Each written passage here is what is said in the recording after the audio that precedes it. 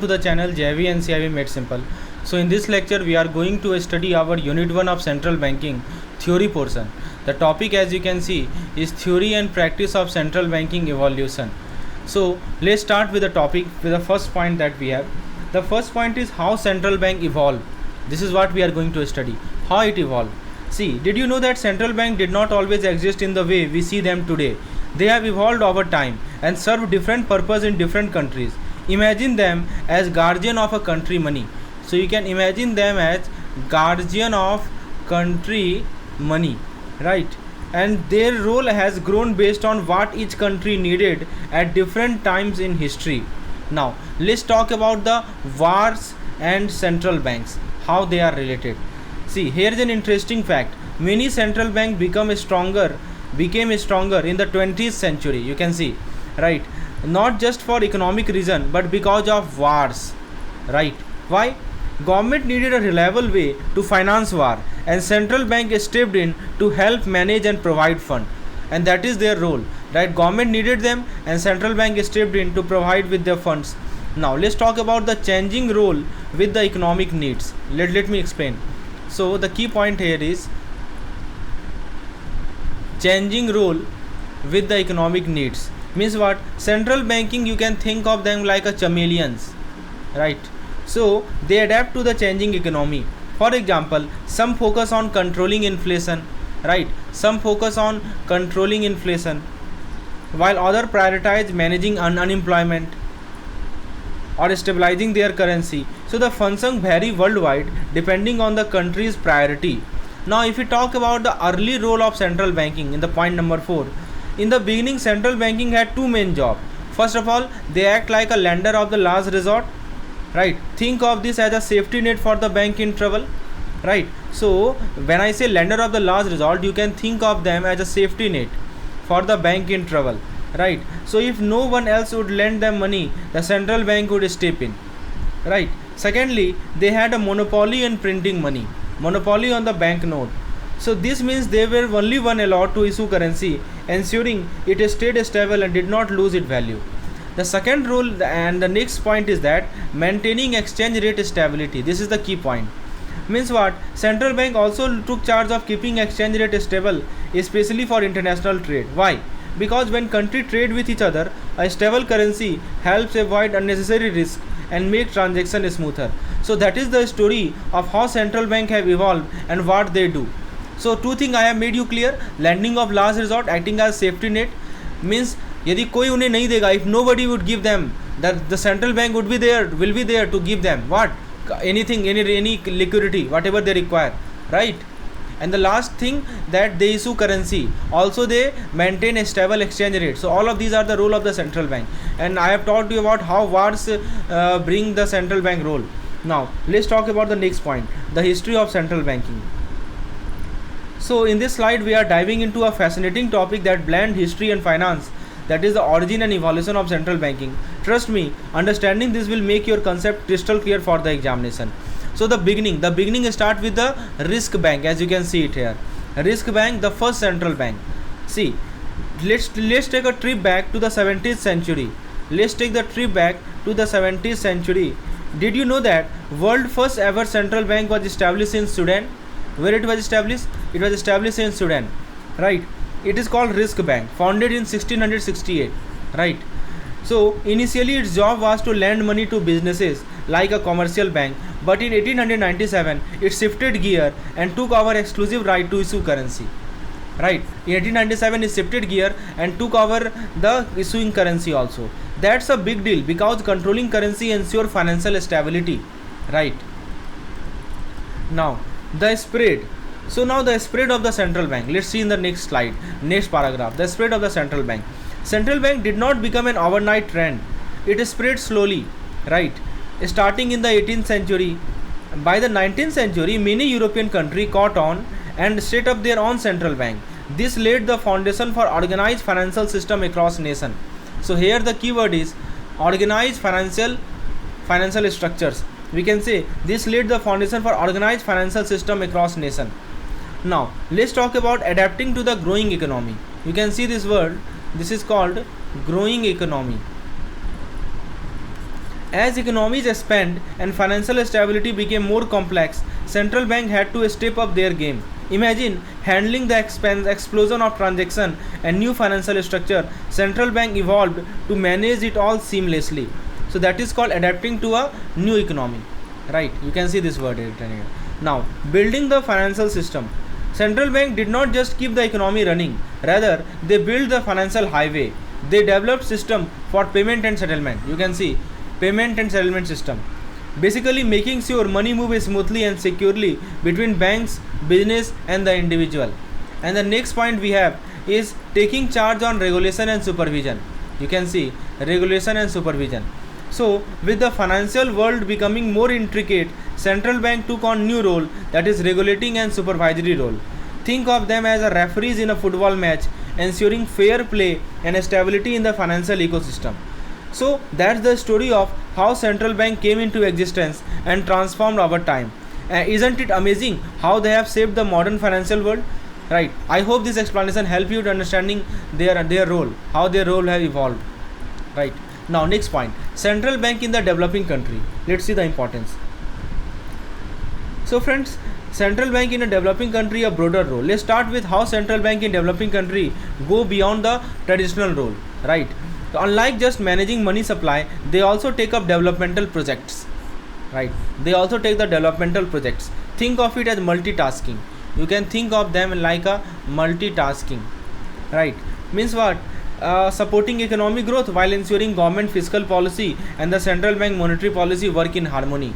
So fiscal and monetary policy and as well as supporting economic growth. Right. All these three. So it's like syncing two gears in a machine for a smoother operation. Economic growth and fiscal and monetary policy.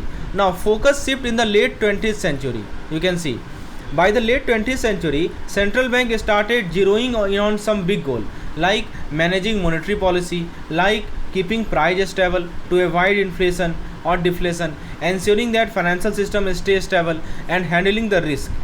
This was the era when central bank truly became guardian of the economic stability.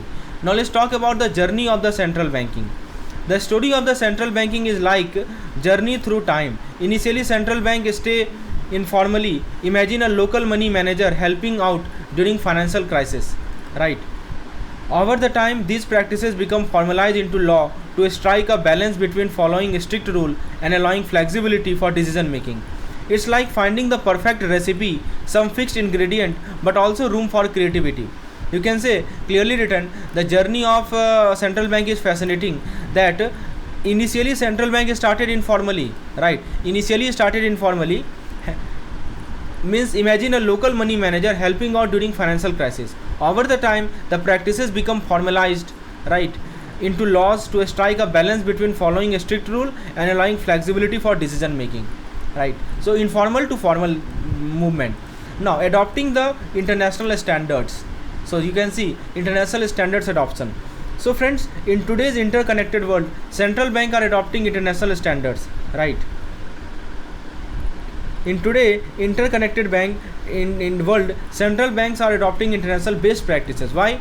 To improve transparency, making their action clear and understandable to the public. Why international standard is to be adopted?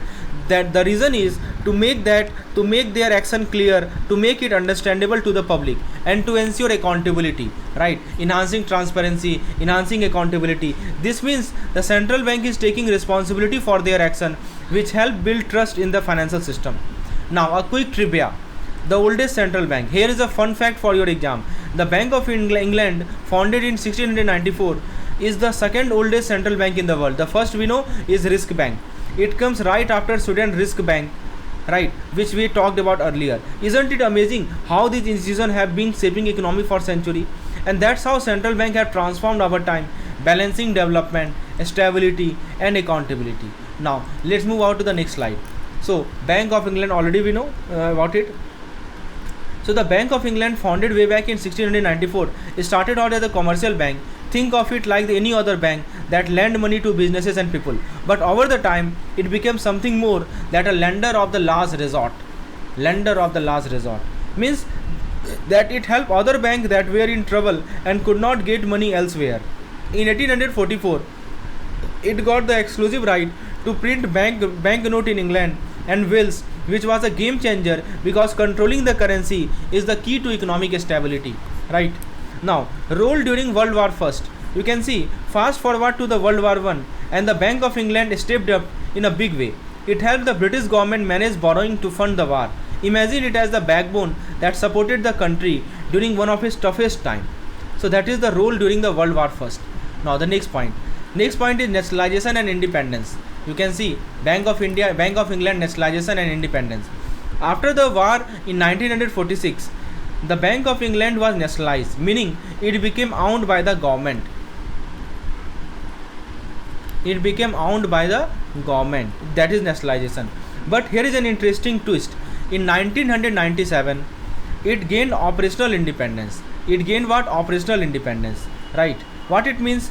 It could now make its own decision, especially about monetary policy, without needing government approval every time.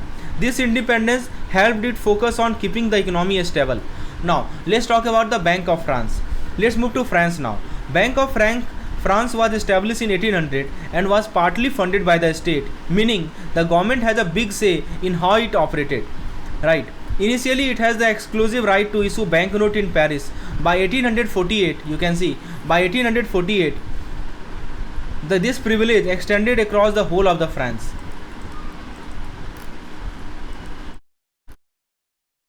Now, crisis management in 1848. The Bank of France became a hero during the financial crisis of 1848. It played a major role in stabilizing the economy during this tough time, solidifying its position as a powerful central bank. From then on, it became a cornerstone of France's financial system. So that is the incredible journey of the Bank of England and the Bank of France from their early day to becoming central to the country's economy. Now, let's talk about more about this Bank of France, its nationalization. So let's see that the Bank of France was nationalized in 1946, meaning the government took over the control. But things changed in 1993 when it was privatized and become independent.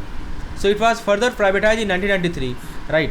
So why? To focus on price stability without political interference. The main reason was to privatize this particular bank was to focus on price stability without any government interference. Right. Independence allow it to take decision purely for the economic benefit, like maintaining inflation at a steady level. Now there is something called Banco de Portugal, a commercial bank with note issuing power. Now let's talk about this bank, which was established way back in 1846. It started as a regular commercial bank, but with a special privilege. It could issue banknote. Imagine a bank that could print its own money. That is a big responsibility. Over the time, it evolved to play a central role in the Portugal financial system. Now, to Germany, that's the Bundesbank. Bundesbank, set up in 1957, has an interesting mission to create a uniform system of coinage, weights and measures. Sounds technical, right? But think of it like setting one standard for all, ensuring everyone in the country uses the same currency and follow the same rule for trade and finance. Right? Is it clear now? Now, Bank of Italy. The Bank of Italy was founded in 1893 with a clear purpose to fix and organize Italy's monetary and credit system.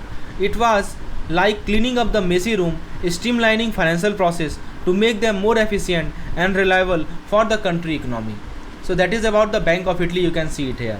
Now, Federal Reserve System, that is, this is called the USA financial backbone. Finally, let's talk about the Federal Reserve System, or the Fed, which was established in the year 1913. So why it was established? Because the US was facing repeated financial panic and they needed a strong system to manage money and banking crisis. This USA was facing repeated financial panic. The Federal Reserve Act gave the Fed three important goals for monetary policy.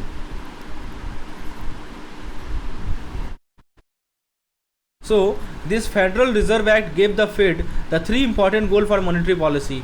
The first one was maximizing employment, stabilizing prices, and moderating long-term interest rate. So, let me talk about maximizing employment. Means it ensured that more people have the job. Right? Stabilizing prices. Stabilizing price means what? Keeping inflation and deflation in check. And moderating long-term interest rate means what? Keeping borrowing cost stable for long-term growth. Apart from this, the Fed also took on regulatory responsibility and became a key player in maintaining the stability of the US financial system. And that is a quick tour of how these major central banks shape their nation economy. Right. Hopefully, if you are preparing for CIB central banking, obviously you are. This detail can give you the edge you need to crack your exam. Now, let's talk more about the US federal structure. So friends, structure of the Federal Reserve. The Federal Reserve is just not one big organization. It is like a team with different parts working together. Here is how it is set up. Now, first thing is the Board of Governor, right? So think of this as a head office. It has 7 members chosen by the US President and they serve long term, which is 14 years. So Board of Governor consists of 7 members nominated by the President with full terms 14 years. This ensures stability and independence in decision making, right? Then we have FOMC. What is FOMC? That is Federal Open Market Committee, right? So this is the team that decide monetary policy, right? So this team decide the monetary policy, some things like interest rate, right? It includes the board member and the regional branch president. It includes the board member and the regional branch president. But here is the catch: only 5 regional bank president vote at a time, keeping the process efficient, right? So this FOMC, full form is Federal Open Market Committee, decides monetary policy, interest rate. It includes board member and regional branch president. Only 5 regional branch president vote at a time, keeping the process efficient. You can see written here 5 voting at any time, at any given time. Now, private member bank and advisory council. So you can also see that this work in collaboration with the Fed, offering insight and feedback to shape policy. Now let's talk about the independence of the Federal Reserve. So let's talk about the independence of the Federal Reserve.